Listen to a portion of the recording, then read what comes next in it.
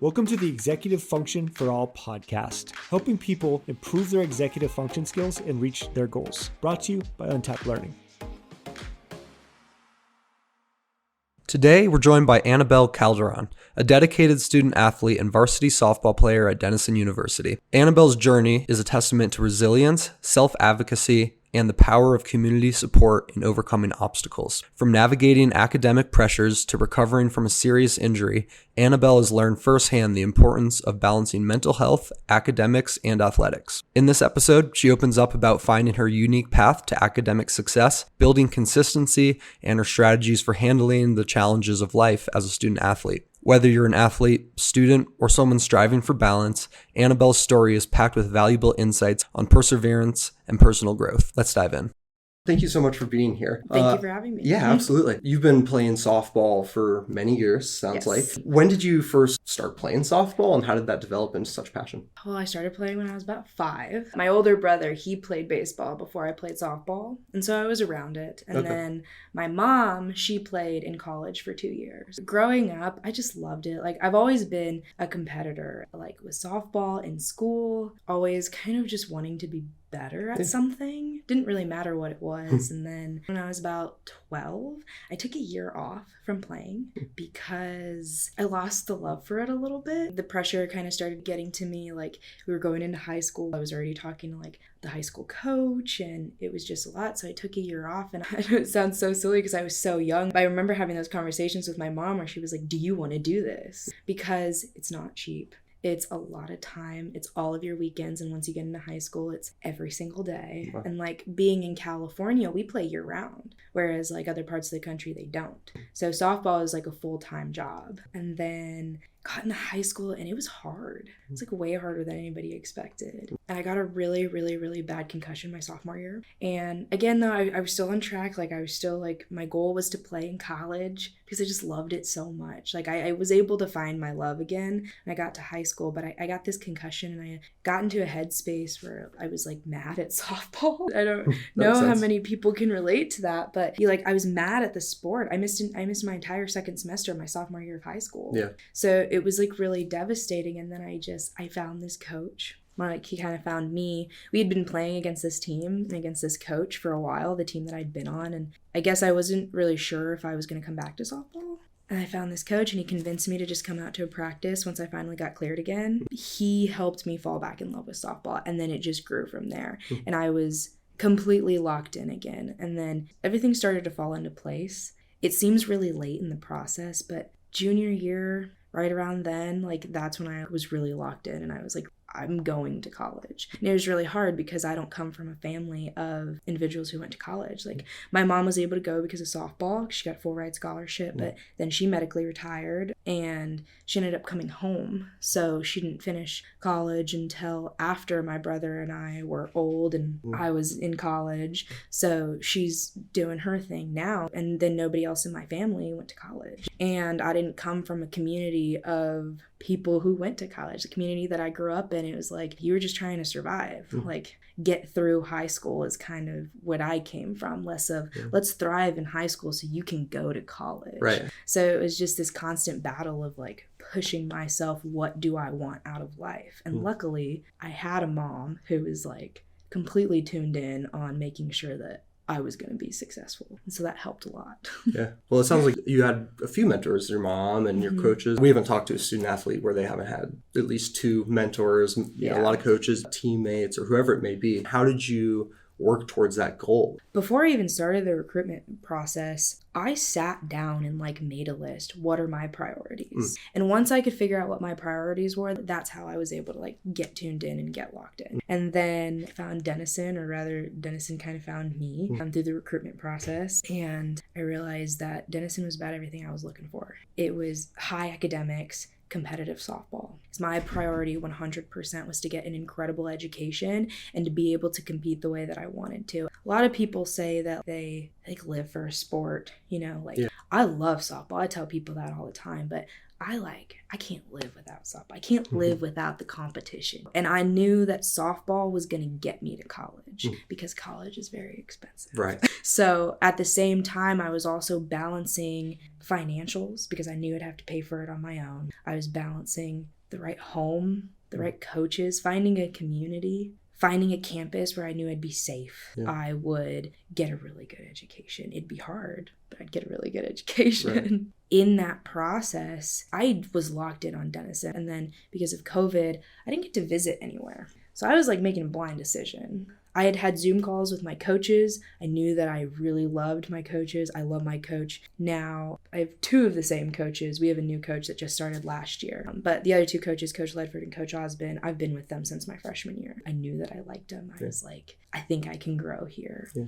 And it was really challenging because I didn't have the support in high school and the resources to know what to do. So I felt like I was figuring everything out on my own. Luckily, my mom, she was the recruiting master. She did all the recruiting. She spent so much time making sure that we had what we needed and we were talking to schools and we were making those connections. So I did have that resource. I'm like really fortunate about that. It is hard to do all by yourself, right? And you don't know what you don't know. Exactly. Yeah. You're not just an outstanding athlete, but you're also an exceptional student. You've earned numerous academic accolades, including being named the NFCA. What does that stand for? National Fast Pitch Coaches Association. They named you an All-American Scholar Athlete 3 times. How did you manage that? What did you do initially to kind of set yourself up for success? So I came into college off of not having been in a classroom for a year and a half because of COVID. My first semester, I would say, was my hardest semester at Denison. It was the most challenging by far, not because of the academic load itself,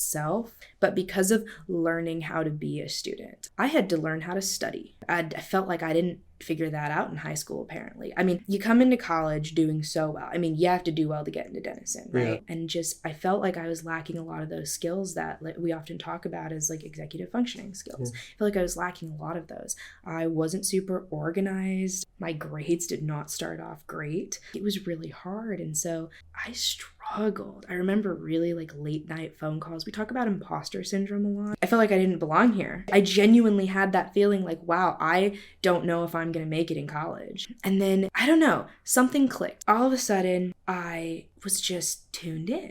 I figured out what worked for me, what study methods worked for me. And everybody's so different. For me, I study out loud. I didn't know that I did that until I came to college. I have to talk about things. I also have to take a lot more breaks. So I had to understand these things like not being able to pay attention for a really long time. I didn't know that that was an issue until I came to college because it felt like I had to pay attention to everything. There were details that I'd never had to pay attention to before. And then on top of that, my very first semester, I was balancing a full fall schedule for softball, which meant practicing every day we weren't lifting, and we were lifting twice a week before our fall season was over and we go into off season. And those were the first 8-ish weeks of school. Like we start week 1 and I felt thrown into the fire.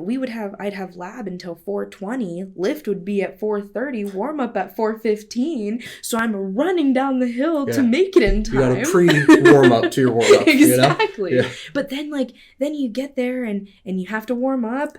And so you're already late going into lift because you had to take the time to warm up. And so it was hard. It was really, really hard. And I had to embrace the hard. I had to tell myself that it was all going to be worth it. That if I trusted a process of studying, of committing to our schedule for softball, then I would be able to reach the goals that I had coming into college. And so quite literally learning how to study, learning how to make time. You have to make time. And I had to understand that it takes me longer to study than it does some other people. I had to learn that though. I had to learn who I was as a student and as an athlete. And I think that that's something that not a lot of people come in with. You become a completely different person in college. Was there any routines that you had that kind of helped you manage your time? We actually were super fortunate my sophomore year to get to work with a sports psychologist. One thing that I learned about was routine. I had to put myself on a schedule. I learned about myself that I'm extremely habitual.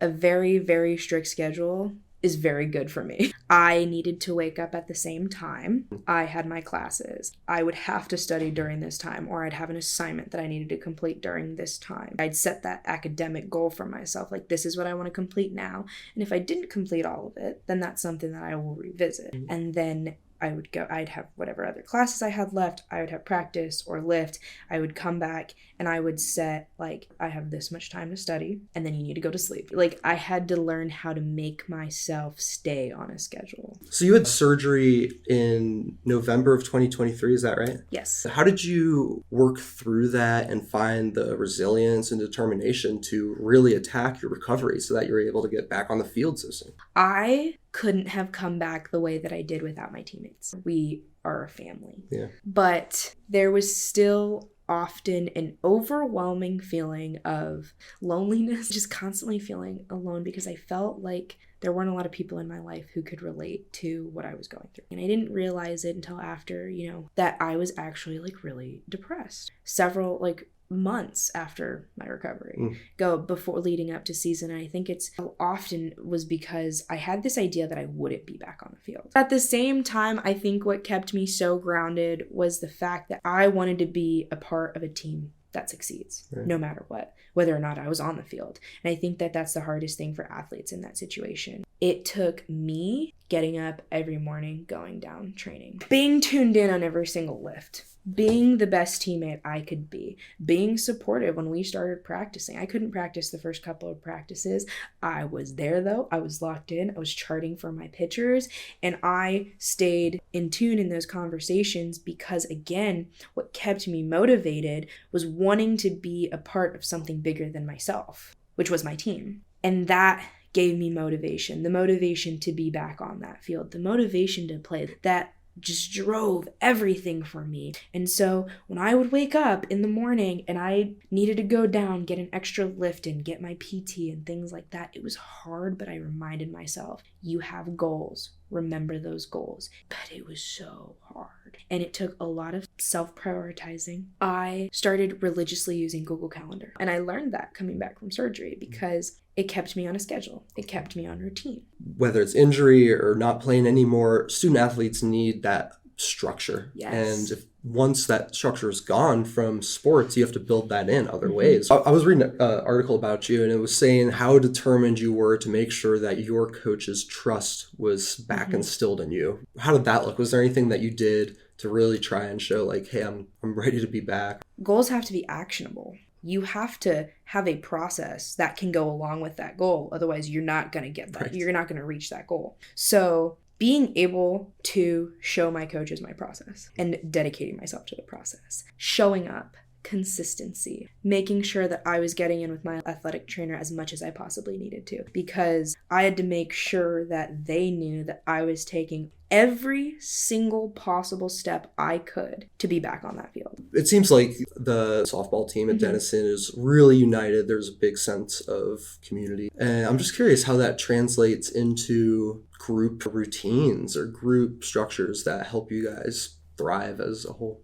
Everything we do is how we get better. You're going to have days that are really, really hard. If you have 30% to give that day because say you had like the hardest exam of your semester or you're stressed about something family related, if you give that 30%, you gave 100% that day because you gave everything you possibly could. We do mindfulness before and after practice. It's led by our assistant coach, Coach Henry, and she's awesome. Like we take those very seriously, and that's our routine. We come to practice, we get our mindfulness in, and that sets the tone for the rest of practice. And then post practice, we reflect. Our warm-up is routine. It gets us tuned in. It gets us ready for practice. We have throwing routines. We have band work that we go through every single day. And all of those things set us up for success on the field in games, but also throughout the rest of practice. Our goals are actionable, and our process is what we do every single day. Right. Yeah. Yeah, no, I love that. I love that, how you said. If you're at 30% and you've got 30% to give, that's 100%. I mean, that I think will relate to a lot of the students we have, because with everyone, it's like some days you just aren't in it. I mean, or maybe something caught you off guard, but just knowing that it's okay to not maybe perform as the best you've ever performed, but what you need to do is show up, you know, the way that you've always shown up. Exactly. Like consistency. Yeah. Like we're big on consistency, communication, things like that. Like I'm like a firm believer of, and I learned this from my mentor back in high school ball / travel ball. Every day, try to get 1% better. It's relative though. Right. It's whatever 1% that you can get better that day. And as long as you were tuned in, you're dialed in, maybe you didn't get every single pitch was successful, right? Maybe not every single one was what you wanted out of it, but did you get better that day? And did you learn something? Yes, then you had success. Right. And that was your 1% better that day. So when you're traveling around, do you ever have to reach out to teachers and try and switch around assignments? Oh, yeah. My coach has proctored final exams on Really? the road before, Wow. like in hotels. And that's one thing that I'll say I love about Denison is the flexibility. But then at the end of the day, because of the communication on campus, coaches can help work that out. Like I said, my coach has proctored exams. Yeah. But a lot of it comes from, and this is one point that I think is really important and that I have talked a lot about over the past couple of years is the responsibility of the student athlete. We are adults. We are strong, independent adults. And we need help sometimes. But to an extent, student athletes should be the first to contact their professors, which can be hard. If you have a conflict with an exam, you should know that weeks in advance. Yeah. We get our syllabus at the beginning of the year. And I know that postseason games are a little questionable, you know, with balancing that, but like regular in-season games, the responsibility of the student athlete to handle those academic conflicts is so important. And that comes from having those skills, being able to communicate effectively with a professor so that they understand that you're just trying to do both because you work your tail off to do both, right? And then communicating with your coaches and having flexibility, managing a schedule, knowing that if you're missing an exam, making time for that exam the week before, and knowing that because you're taking that exam the week before, you have to make time to study for that early because excuses are only going to get you so far. Like you want to be a successful student athlete, you have to learn how to balance those things effectively and what works for you because everybody's different. I couldn't agree more. Like, especially in college, you got to take that initiative to advocate for yourself, right? And use the resources when you need to, and also practice on, you know, becoming your own resource and having that resilience. But like, yeah, definitely if you need to move an exam, email your teacher. Yeah. You know? Yeah. And I think that can sometimes be a struggle for some athletes, knowing that you got to communicate early. Right. And you have to be okay with taking the responsibility for that. You've achieved a lot already. You were named D3 Catcher of the Year, among many other accolades, and you have a 400 batting average. I don't know much about baseball, but that's pretty impressive. That's pretty, yeah. Yeah. Just looking back at your college career, what are you most proud of? I would probably have to say what I'm most proud of is after surgery, a couple months when I was able to start walking again. And so I was like mobile, but I still couldn't really do anything. And I started to get like what I know now was very depressed. Right. And then I started struggling in school